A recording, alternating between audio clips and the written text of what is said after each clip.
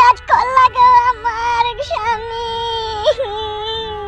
31 বছর বয়সে আমাকে বিধবা করে দিয়ে তুমি কোথায় চলে গেলে গো স্বামী আমার?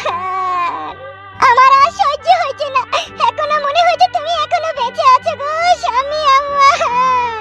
বৌদি, যা হবার তো হয়ে গেছে, আর কিন্তু আর কি লাভ হবে? আর কান্না করো না বৌদি। তুমি বুঝতে পারছো না আমার যন্ত্রণাটা ভাই। আমার এই সাদের যৌবন শুকিয়ে কিসমিস হয়ে যাবে গো ভাই আমার। 10টা নয় 5টা নয়, একটা মাত্র ভাত আর আমার গো ভাত।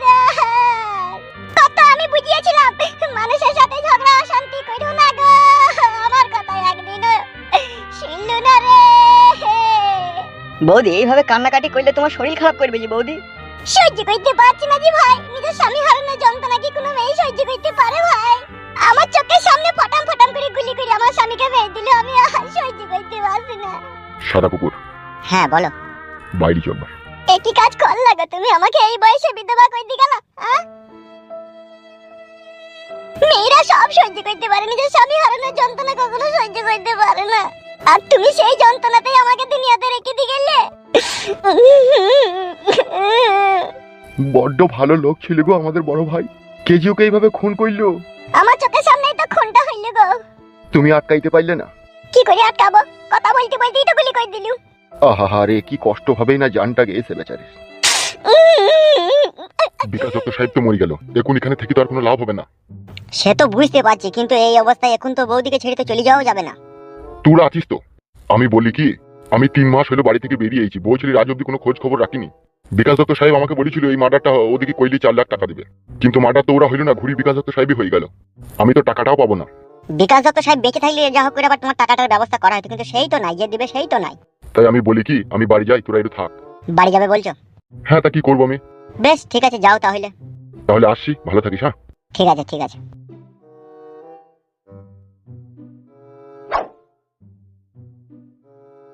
আমার কি হবে তাহলে সাদা কুকুর ভাই? আজকের পর থেকে ভালো হয়ে যা, এই টুপি মুপি খুলে ফেলে দিগা, আর এই দাড়িটাকে কাটগা, আর লোকে যেন আর জানতে পারে না বিকাশ দত্ত সাহেবের লোক আমরা। আমিও দাড়ি ফাড়ি কেটে ফ্রেশ হয়ে যাবো। ঠিকই বলেছো তুমি, বলো। খ্যাপাচুদা, মেন যে আমাদের পেকিং ছিল সেই তো দুনিয়াতে নাইবে। এখন আমরা কোনো উল্টো পাল্টা কাজ করতে গেলে লোক আমাদেরকে কুকুর মারা করবে, বুঝতে পেরেছিস তো? হ্যাঁ, সে তো বুঝতে পারছি। বৌদি বাড়িতে একা আছে, তুমি যাও চাচি ভাত মাত খাবার ব্যবস্থা করো গা। আর তুই কোথায় যাবে? আমি বাড়ি যাই দেখি। বেশ ঠিক আছে, যা।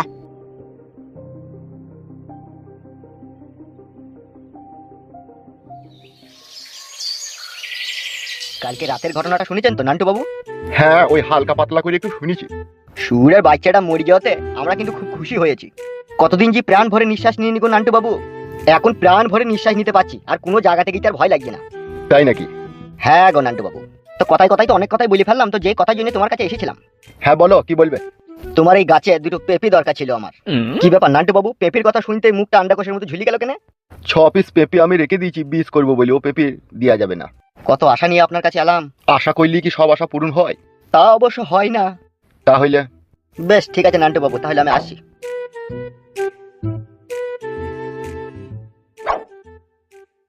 আব্বা, বাজারে যাচ্ছিস নাকি? মানে ভাই তোমার কাছে পেঁপে নিতে আসেনি? কি বলছিস? তাহলে কি করতে চাইছিল? আব্বা রে, কথাতে বলে ও বুড়ো দাদু, দাদু গো চুল পেকেছে শুধুই বাতাসে। কি আর কি মারছিস? কি আর কি মারলে হবে আব্বা? তুমি আমার থেকে বয়সে কত বড় তা বুঝতে পারলা না, ধরতে পারলা না। কি বুঝতে ধরতে পারবো? ওই জন্যই তো বললে ও বুড়ো আব্বা, আব্বা গো বাল পেকেছে শুধুই বাতাসে। কেলাবো কেলাসো দেখে কোনি। ওই তো ভালো কথা বলতে গেলেই তুমি কেলানি খাই। বে, তা কি হয়েছে বলবি তো? ও শালো পেঁপে নিতে আসেনি কো, ও মানে এসে বলছিল না যে এমএলএ সাহেব মরে গেছে, ও মানে জানতে এসেছিল যে ওকে কে মার্ডার করেছে, বুঝতে পেরেছো? তাই নাকি? হ্যাঁ গো আব্বা, মানুষকে চিনা বড় দায়। ওরা জানতো না আমাদের সাথে একটু শত্রুতা ভাব ছিল। তা কাল রাতে যে ওইভাবে ও মরেছে, তা লোকে সন্দেহ হয়েছে না যে এই মার্ডারটার পেছনে আমরা হয়তো জড়িত আছি। সেই জন্য ঘরে খবর নিতে এসেছিল পেঁপে লিবার নাম করে। তা আমি তো কোনো কথা বলিনি, ওকে বললাম পেঁপে নাই। এই জন্যই তো তোমার সাইডে চলবো না স্যার, মাঝে নাই। মানে একটু কইলেও তোমার জ্ঞান বুদ্ধি আছে। বাজারে যাবো, পয়সা দাও। পয়সা কথা বললেই বাড়া খালি চুমকি উঠে কেন তুমি? এই নে ধর। কি কি লিবি কি বাজারে? বাজারে হয়তো এটা বললো কি বললো? 250 পালকি শাক। পালং শাক? হ্যাঁ। 300 লাটা মাছ আর মুসকলাইয়ের নাকি বাল কি বলে, কি বড় বাল বড়িটা কি ভুলে গেলাম গো। মাসকলাই ডালের বড়ি? হ্যাঁ হ্যাঁ। আর কি লিতে বলিস? মাছ তো লিতে বলছিলি, ইলিশ মাছ। ইলিশ কে খাবে?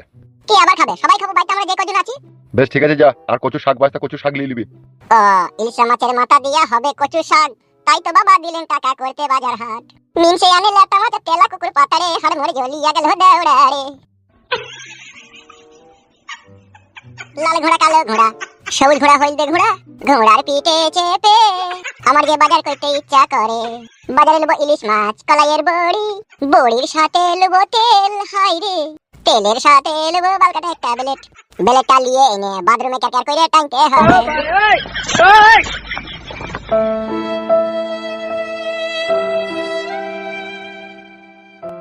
আমার 26 বছর বিয়ে হয়েছিল, আজ অব্দি আমার নিজের ভাতারকে ছাড়া আর কোনো পুরুষ মানুষের কথা ভাবিনি। আর তোর ভাতারের মতো ভাতার হয় না লো, কত ভালো ছেলে ও ফালতু। সেই ছেলেকে তুই কি করে ছেড়ে দিয়ে চলে গেলি লো? আমাদের ভাতাররা তো কত মদ খেয়ে গেজা খেয়ে রোজ রাত্রে এসে মারে, তাও রোজ রাত্রে আমরা ভাতারের পায়ে 250 করে সরষের তেল দিয়ে মালিশ করিল। ঠিকই বলছিল রূপা তোকে।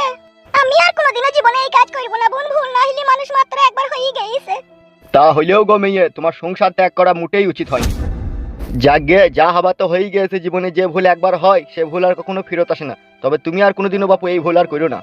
না যতীন কাকা, আর কখনো কোনোদিনও স্বামীর ঘর ত্যাগ করব না কাকা। একবার ত্যাগ করি যা কষ্ট আমি আমার জীবনে পেয়েছি সেটা আমি জানি। কষ্ট কি শুধু তুমি একা পেয়েছো গো মেয়ে? ওই ছেলেটাও কষ্ট পেয়েছে, তোমার স্বামী। কষ্ট মানে যতীন কাকা, সে কষ্ট ডালে খালে আটকে গিয়েছিল গো, সে কষ্ট কাটে না আমার। আরে দেখো কাকা, মার কম খেয়েছি গো আমি, আমাকে লোকে মন্দিরে ঘন্টা মনে করে যা বাজিয়েছে সে বলা যাবে না। লোকে তোমাকে কেন মিললো? এক এক গ্রাম আছে গো কাকা, হাবি যাবে উল্টো পাল্টা কৈফত করে, বুঝলে তো? তুই যদি সঠিক উত্তর না দিতে পারি না তখন বিশাল মারে। আমার আম্মা ছিল মেয়েছিল বলে কাকা। আব্বা মেরেছে মানে? আব্বা মেরেছে মানে ফালতু, ওটা কি তাহলে তুই ছেলে নয়? আমার ছেলে কি কিন্তু কিন্তু মানে তাহলে যাকে কি রূপা বিয়ে করেছিল ওটা কি তারই ছেলে নাকি? হ্যাঁ গো, আমি আমার আম্মার ছেলে। কে তোর আব্বা? আমার আম্মা হইছে এমএলএ মিকান ডক্টর। পারবি লো তোরা, পারবি তোরা। এক বাতারের কাছে শুনছিস আর এক বাতারের কাছ থেকে ছেলে নিয়ে আনছিস।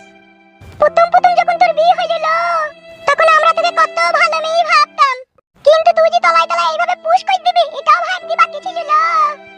উঠি গো তুই মানে ছোড়া চুপ, তুই দেখো কবিতা জন্মা তার জন্মে তার ঠিক নাই। এবার মালা কর, মেহরবানি তো করে ফাটিয়ে দেবো। তুমি কার জন্মে বলো, তোমার মা কার জন্মে বলো, খেতে বলো। এই চালাটি তো ছোড়া, অত বকিস কেন? তুমি আমার কে গো? আর কত কি দেখবো লো এই দুনিয়াতে, তাই না বটে লো? বিয়ে করা স্বামী লো, যার সাথে ফুল সজ্জা রাত কাটালি তাকে ছেড়ে দিয়ে অন্য ছেলের সাথে আবার কি করে বিছানায় শুষলো।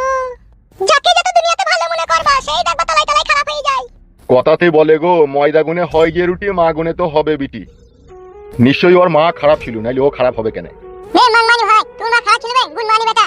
আমার মায়ের লেগে একটা উল্টো পাল্টা কথা বলবি না, মেরি গাল ভেঙে দেবো তোর। তুমি তোমাকে আমার নাম জনটা কত। চুপ কর বাপ, চুপ কর। তা বলবে কেন গাটা কথা? এই তুমি বাড়ি চলো, যে কাট খাবে সাঙ্গার হাইবি, তোমাকে তো বলতে হবে না, তুমি চলো। তাই না বটে? চলো শিগগির চলো। এখন পিড়িতে মজলিসে মন কি বাহারে কি বাডম, ভালো মন্দর বিচার আছে দুনিয়াতে ভালো।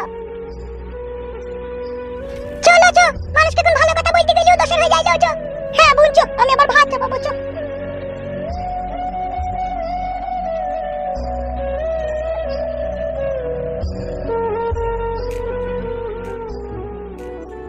কোথায় গেছিলি রে? বাজার করতে গেছিলি? সন্ধ্যাবেলায় আমাদের বাড়ি আসিস, একটা পার্টি আছে। কিসের পার্টি গদলা হয়?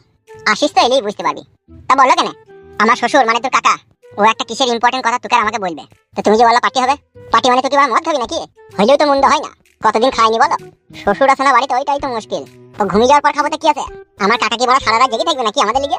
মদটা তাইলে তুই আনবি, আর তুমি? আমি মুরগি চিকেন ফিকেন এগুলোর ব্যবস্থা করবো। পরে পেলে তুমি তো আলকাতরা খাই লিবা, হয় যেমন হয়েছে।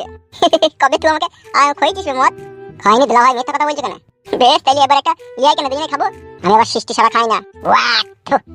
সৃষ্টি খাবো না? অফিসের চয়েস আনবি একটা। বেশ বেশ ঠিক আছে, তাই হবে। বেজা সন্ধ্যাবেলা যেন মনে করে আসবি। বেশ ঠিক আছে।